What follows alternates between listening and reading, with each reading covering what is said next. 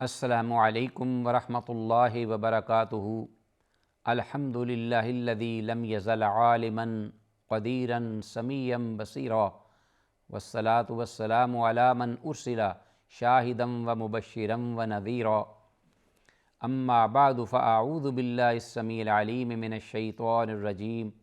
من ہمزہ ونفخہ ونفثہ۔ بسم اللہ الرحمن الرحیم۔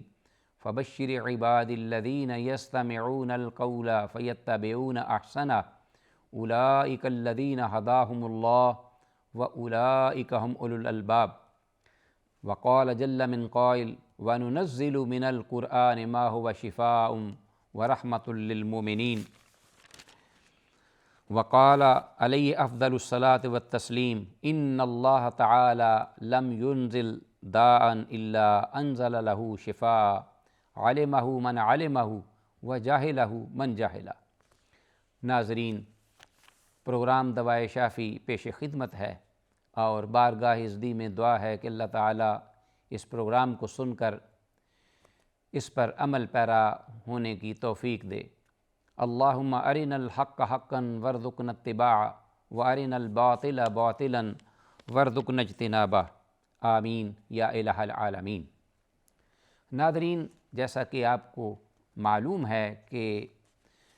ہم علامہ ابن القیم رحمہ اللہ کی تالیف کردہ معروف کتاب الداء والدواء یعنی مرض اور اس کا علاج، اس میں سے ان کا ذکر کردہ وہ انتہائی اہم عنوان جس میں انہوں نے اس بات کو واضح کیا ہے کہ لوگ دنیاوی نعمتوں میں یا دنیاوی زندگی میں پڑے ہوئے دھوکے اور فریب میں مبتلا ہیں، اور آخرت کی زندگی کے بارے میں انہیں قطعاً کوئی فکر نہیں، فکر آخرت سے بالکل وہ غافل ہیں۔ اللہ احکم الحاکمین بار بار کلام الہی میں اور رسول اللہ صلی اللہ علیہ وسلم اپنے فرامین میں انسانیت کو اس طرف توجہ دلاتے ہیں۔ اقترب للناس حسابهم وهم فی غفلہ غفلۃ وهم مورزون، حساب بہت قریب ہے اور وہ غفلت میں پڑے ہوئے ہیں۔ تو اس غفلت سے نکالنے کے لیے علامہ موصوف رحمہ اللہ نے یہ عنوان ذکر کیا ہے تاکہ ہم آخرت کی تیاری کے لیے اس دنیا میں اپنے آپ کو تیار کریں، اور دنیا میں جس مقصد کے لیے اللہ نے پیدا کیا ہے اس مقصد کے حصول کے لیے ہم محنت اور کوشش کریں۔ تو سائل سوال کرتا ہے کہ یہ کیسے ممکن ہے کہ ایک طرف ایک مسلمان ہوتے ہوئے ایک انسان آخرت کے دن یوم حساب اور موت اس کا انکار نہیں کرتا اور جنت اور دوزخ کو بھی کہتا ہے یہ برحق ہیں، لیکن اس کا عمل اس کو جھٹلاتا ہے، اس کے اس قول کو، اس کی زندگی کو دیکھا جائے تو بالکل ان چیزوں سے بے فکر ہو کر اپنی وہ دنیاوی ناز و نعمت میں مست ہے اور غفلت میں پڑا ہوا سو رہا ہے، ڈوبا ہوا ہے۔ تو یہ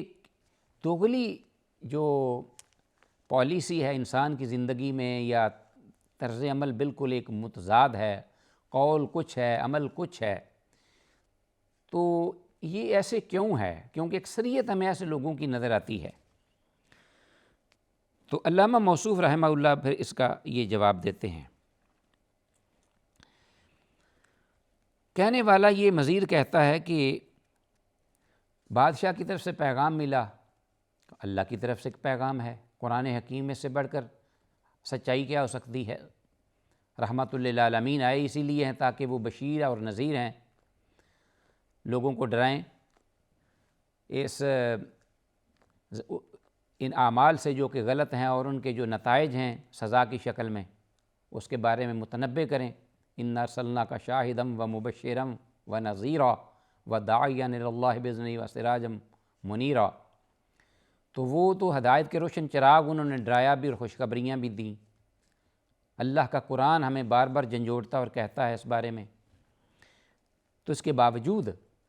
دنیاوی بادشاہ کی طرف سے کوئی میسج پیغام آتا ہے تو انسان پر لرزہ طاری ہو جاتا ہے کہ کل آپ کی پیشگی ہے ہمارے ہاں اور آپ کے کسی جرم پر آپ کو سزا دی جائے گی، تو اس کی ایک ایک گھڑی اور ایک ایک پل اور لمحہ جو ہے وہ موت اور حیات کی کشمکش کی صورت میں گزرتا ہے۔ اسی طرح اگر کوئی بادشاہ کی طرف سے میسج ملے کہ آپ کی عزت و تکریم ہوگی اور آپ ہمارے دربار میں حاضر ہوں کل پوری تیاری کے ساتھ، تو وہ ایک لمحہ بھی ضائع نہیں کرے گا، یہ میسج سننے سے لے کر حاضری تک اسی تگ و دو میں اور تیاری میں، اہتمام میں، انتظام میں لگا ہوگا کہ میں کیسے تیار ہوں، کون سا لباس پہنوں، کیسے میں حاضر ہوں، کون سے الفاظ ادا کروں گا، یہ ساری ایک لمحہ بھی، بلکہ ہو سکتا ہے کہ وہ نیند سے بھی محروم ہو جائے۔ تو ناظرین، وہ یہ سائل کہنے والا یہ کہتا ہے کہ وَيَبِيتُ صَاحِيًا غَافِلًا، کہ وہ ایسا شخص رات گزار سکے گا آرام سے، سکون سے۔ لا يتذکر موقفہ بین یدی الملک، ایسا شخص جو ہے وہ بادشاہ کے سامنے کھڑے ہونے کا وہ جو وقت ہوگا اس کے بارے میں وہ غور فکر نہیں کرے گا، سوچے گا نہیں کہ میں کیسے کون سے آداب بجا لاؤں۔ ولا یستعد لہ ولا یاخذ لہ اہبتہ، نہ اس کے لیے وہ تیاری کرے گا، کیا اس کے لیے وہ تیاری نہیں کرے گا، اس کے لیے ہر قسم کا متاع اور سامان اس کو حاصل نہیں کرے گا، پوری تیاری اور اہتمام کرے گا۔ قیلا، تو ایسے شخص کو جواب یہ دیا جائے گا کہ اصل میں جو اہل دنیا کا طرز عمل ہے، خالق حقیقی کے کلام الہی کے یہ جو پیغامات ہیں اللہ کی طرف سے اور پیغمبر پاک صلی اللہ علیہ وسلم کی طرف سے، یہ حقیقت میں، سچائی میں اس بادشاہ کے پیغام سے بھی کہیں بڑھ کر اہمیت کے حامل ہیں اور حقیقت میں ہونے والے ہیں، جس میں کوئی شک و شبہ نہیں ہے، کیونکہ یہ دنیاوی جو حاضری ہے ممکن ہے اس میں کوئی رکاوٹ یا کمی بیشی ہو جائے یا تاخیر ہو جائے، لیکن اللہ کی بارگاہ میں جو حاضری ہے اور حساب و کتاب ہے وہ تو اتنا پرفیکٹ ہے کہ قرآن مجید میں ثم لتسألن یومئذ عن النعیم، ایک ایک چیز اور نعمت کے بارے میں آپ سے سوال ہوگا، اور پھر جو کچھ تم یہاں کر رہے ہو لا یغادر صغیرۃ ولا کبیرۃ الا احصاھا، چھوٹی سے چھوٹی بات اور معاصی یعنی گناہ کا کام اور معمولی سے معمولی نیکی اور اچھائی اور خوبی کا عمل، وہ سب لکھا ہوگا، کچھ بھی نہیں چھوڑا جو کہ لکھنے والے ہیں انہوں نے۔ تو اتنا وہ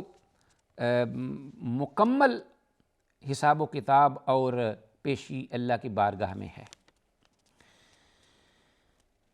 تو اسے یہ کہا جائے گا کہ ھذا لامر اللہ سوال صحیح، یہ بالکل سوال آپ کا درست ہے اور صحیح ہے، آپ حق بجانب ہیں یہ بات کہنے کے۔ وارد علی اکثر الخلق، اکثر و بیشتر لوگ جو ہیں وہ یہ سوال کرتے بھی ہیں اور ان سے کیا بھی جاتا ہے، پوچھا بھی جاتا ہے اہل علم سے۔ فاجتماع ھذین الامرین من اعجب الاشیاء، تو یہ تضاد جو ہے انسان کے قول اور عمل میں ایک ہی وقت میں، یہ واقعی انسان کو یہ حیران کر دینے والا ہے اور حیران کر دینے والے امور میں سے ایک ہے۔ وَھَذَا التَّخَلُّفُ لَهُ عِدَّةُ اسباب، کو علامہ ابن القیم رحمہ اللہ کہتے ہیں کہ پھر بات کہنے والا تو کچھ اور کہتا ہے اور کرنا اس کا جو عمل ہے وہ اس کے اپوزٹ ہے، یہ کیوں ہے؟ اس کے کچھ وجوہات اور اسباب ہیں، ان کا جائزہ لینا ہے کہ یہ کیوں ہے ایسے۔ یہ ہے ناظرین وہ مرض اور وہ بیماری جو کہ اندیکھی ہے، نظر نہیں آتی، اور لاشعوری انسان کے ایمان کو، انسان کی اس دنیا کی، بلکہ سمجھیں کہ مادی جسم کو بھی گھن کی طرح کھاتی ہے، کیونکہ انسان کا جب ایمان، صاحب ایمان کا درست نہیں رہتا، اس کا دل بیمار ہو جاتا ہے۔ جب دل مریض ہوتا ہے، جیسا کہ رسول اللہ صلی اللہ علیہ وسلم نے فرمایا کہ الا ان فی الجسد مضغہ، خبردار انسانی باڈی کے اندر ایک مضغہ، ایک لوتھڑا ہے، اور وہ لوتھڑا بھی ایسا ہے مرکزی، اس کو حیثیت حاصل ہے پورے انسانی جسم میں، اور وہ صحیح رہے تو سارا جسمانی نظام سسٹم وہ ٹھیک کام کرے گا، درست رہے گا، اور اگر وہ متاثر ہو جائے اور اس میں دراڑ نقص آ جائے، وہ بیمار اور مریض بن جائے، وہ لو تھوڑا کام نہ صحیح کرے، تو سارا جسم جو ہے وہ متاثر ہوگا فوراً۔ الا وہی القلب، خبردار، آپ صلی اللہ علیہ وسلم نے فرمایا کہ وہ دل ہے۔ تو دل کے جو امراض ہیں یہ جن کا تعلق پھر دماغ سے بھی ہے، تو دل و دماغ کے یہ امراض انسان کو نظر نہیں آتے اور اس کے ایمان کو کھائے چلے جاتے ہیں۔ علامہ ابن القیم رحمہ اللہ نے اس کی تشخیص کی اور فرمایا کہ اس کے اسباب اور وجوہات یہ ہیں۔ ناظرین، جس طرح بالکل ایک بیماری جسمانی انسان کو آتی ہے نا، تو وہ جاتا ہے معالج کے پاس، تو معالج پہلے تشخیص کرتا ہے اور پھر تشخیص کرنے کے بعد کہتا ہے کہ جسم کے اندر فلاں فلاں حصہ متاثر ہوا ہے، اور پھر وہ کیوں ہوا ہے متاثر، وہ اس کے اسباب بھی بیان کرے گا، اور پھر اسباب اس لیے بیان کرے گا کہ تاکہ جو مریض ہے اس کو پتہ چل جائے کہ اب تک میں کیا کرتوت کرتا رہا ہوں جس کی وجہ سے یہ بیماری آئی ہے، یہ مرض شروع ہوا ہے اور وہ بڑھتا جا رہا ہے، پھیلتا جا رہا ہے۔ اگر وہ اسباب ختم نہ ہوں تو فوراً معالج یہ کہے گا کہ ایک تو فوری طور پر جو یہ اسباب ہیں ان کا کلا کما کرنا ہوگا، اور اب بیمار ہو چکا ہے، تندرست اور نارمل تو ہے نہیں، وہ اسباب بھی شاید ہو سکتا ہے کہ وہ ختم کرنے پر قدرت نہ رکھتا ہو، تو اس کے لیے پھر وہ علاج دریافت کرتا ہے، تشخیص کرتا ہے کہ یہ فلاں فلاں دوائی جو ہے یہ اس کے لیے بیماری کے لیے بہتر ہوگی، جو کہ ایک تو بیماری کو بھی ختم کرے گی، اور وہ جس کی وجہ سے بیماری ہوئی ہے وہ ہے پرہیز بھی کرنی پڑے گی، اور یہ علاج میں دوائی بھی میری ہدایات کے مطابق آپ کو استعمال کرنا ہوگی۔ تو بالکل ایسے ہی ایک جو روحانی مرض ہے، جو دل کا یا دماغ کا مرض ہے، کہ جو انسان کی ایمان اور انسان کی اخلاقیات اور الاقدار ان کو وہ ختم کر دیتا ہے، انسانی حس جو ہے انسانیت کی، ضمیر کی، وہ مردہ ہو جاتی ہے، اور پھر دل جو ہے وہ جیسا کہ رسول اللہ صلی اللہ علیہ وسلم نے فرمایا کہ ہر گناہ پر ایک سیاہ دھبا دل پر آ پڑتا ہے، تو دل جو ہیں وہ پھر زنگ آلود ہو کر بالکل سیاہ ہو جاتے ہیں۔ کلا بل ران علی قلوبہم ما کانوا یکسبون، بلکہ وہ دل جو ہے ان پر زنگ آ جاتا ہے، اور وہ اس عمل کی بنا پر کہ جو وہ کرتوت کرتے رہتے ہیں۔ تو ان دلوں کو سائیکل کرنے کے لیے، اب ان کو صاف اور درست کرنے کے لیے، زنگ جو ہے وہ یا بیماری اس کو دور کرنے کے لیے یہ جو انفیکشن ہے دل کی روحانی، تو علامہ ابن القیم رحمہ اللہ فرماتے ہیں کہ ایک تو اسباب جن کی وجہ سے یہ انسان کا طرز عمل ایسا ہے کہ زبان پہ کچھ ہے اور عمل حقیقت میں جو اس سے سرزد ہو رہا ہے وہ بالکل اس کے اپوزٹ ہے، اس کے کچھ ریزنز ہیں، یعنی اسباب ہیں۔ احدھا، ان میں سے ایک یہ ہے ضعف العلم و نقصان الیقین۔ وہ کہتے ہیں ایک تو علم کی کمزوری ہے، کمی، کہ ایک انسان جانتا ہی نہیں ایک بات کو، حقیقت حال کو، تو اس انسان کی نسبت وہ بہت نقصان میں ہوگا جو کہ حقیقت کو جانتا ہے، اللہ نے اس کو شعور دیا ہے، علم ایک روشنی ہے، اور اس روشنی کے ساتھ وہ انسان جو ہے وہ بھٹکا ہوا یا بھولا بسرا، وہ اپنی سیدھی راہ متعین کرتا ہے، نقصان سے بچتا ہے، ظلم سے بچتا ہے، جھوٹ سے بچتا ہے، حق کی طرف، اچھائی کی طرف، خوبی کی طرف، نیکی کی طرف آتا ہے۔ یہ اللہ نے اسی لیے علماء کی تعریف کی ہے کہ العلماء، رسول اللہ صلی اللہ علیہ وسلم فرماتے ہیں ورثۃ الانبیاء، اور یرفع اللہ الذین آمنوا منکم والذین اوتوا العلم درجات،